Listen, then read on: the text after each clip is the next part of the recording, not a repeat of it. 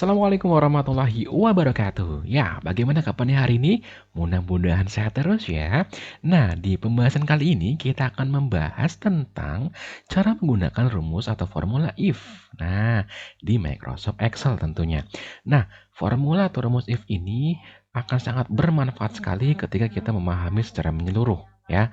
Karena di perhitungan, di Excel, di logika, if ini menjadi pondasi utama ya dalam memulai sebuah logika.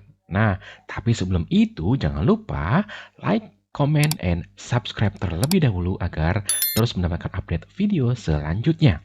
Oke, kita kenalan dulu nih dengan rumus atau formula if itu seperti apa sih? Nah, kita lihat di sini. If itu merupakan rumus yang akan memberikan kita hasil akhir dari sebuah data ya, berdasarkan proses evaluasi logika yang sudah kita lakukan. Kemudian, fungsi utamanya apa sih if itu? Yaitu untuk memperlihatkan kita sebuah nilai akhir jika data yang kita buat untuk dievaluasi sudah terpenuhi. Dalam tanda kutip ya, dalam istilah lain namanya true ya.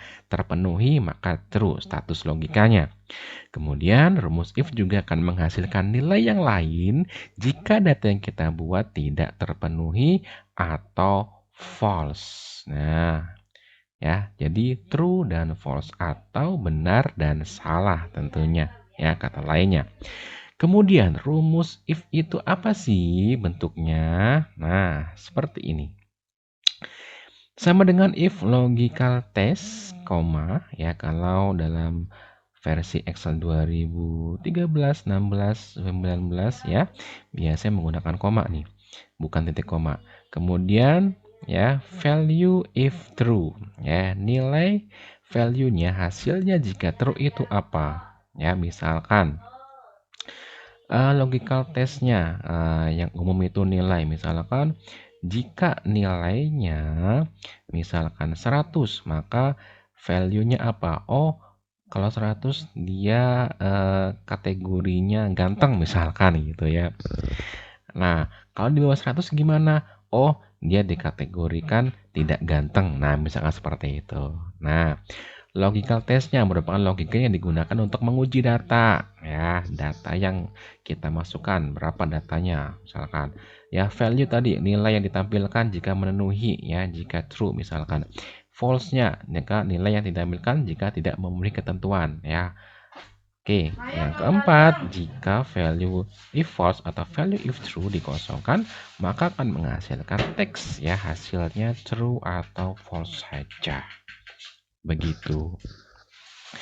Nah, yuk sekarang kita latihan, sekarang kita coba untuk mendemonstrasikan, mensimulasikan ya rumus if ini. Silakan dibuka Microsoft Excel ya. Baik, silakan kamu buat dulu tabel seperti ini ya. Ya, silakan buat dulu tabel seperti ini. Nah, untuk yang ketiga kolom ini saya akan hapus terlebih dahulu isinya ya. Saya akan hapus terlebih dahulu isinya, saya akan delete. Nah, silakan kamu buat tabel yang seperti ini dulu ya. Oke. Saya hitung 5, 4, 3, 2, 1. Ya, saya anggap kamu sudah membuat tabelnya ya. Sekarang kita akan coba masukkan rumus formula if-nya di sini. Tapi sebelum itu kita akan hitung dulu jumlahnya menggunakan rumus sum ya, masih ingat ya? Sum. Nah, kita gunakan rumus sum. Nah, sum apa? Jumlah total dari ini semua. Kita blok semua. Kemudian kita hasilkan berapa hasilnya. Nah, kalau sudah ini bisa kita copy paste ya, seperti ini ke bawah. Nah, maka akan keluar hasilnya. Rata-rata juga sama, kita masukkan rumusnya average. Ya, ini kita klik dan rata-rata dari sini atau dari sini kita bagi 3 ya. Nah, seperti ini. Nah, kita enter, maka akan muncul hasil rata-rata. Nah, kemudian rumus if ini dihasilkan dari mana? Dari nilai rata-rata ini, kondisi rata-rata ini. Ya. Nah, bagaimana kita coba memasukkan rumusnya? Yuk kita bareng-bareng masukkan. Rumusnya yaitu sama dengan if. Nah, ini ada if keluar, kita klik 2 kali. Nah, logical testnya kita masukkan dulu nih. Nah, yang akan kita ambil adalah rumus yang di sini. Oh, sorry, nilai yang di sini yaitu G4. Ya, kita klik. Nah, G4-nya. Kemudian kita masukkan kondisi yang akan terjadi. Misalkan ya, nilai lulus, misalkan ya, nilai lulus adalah nilai yang eh, di atas angka 70 ya, maka kita pakai angka lebih besar ya. Kemudian eh, nah 70 berarti 71 ya, 71 atau ke atasnya. Nah, berbeda dengan misalkan sama dengan 70 juga lulus. Ya, kalau sama dengan maka kita kasih sama dengan ya, G4 ya lebih besar sama dengan 70. Oke ya. Kemudian koma.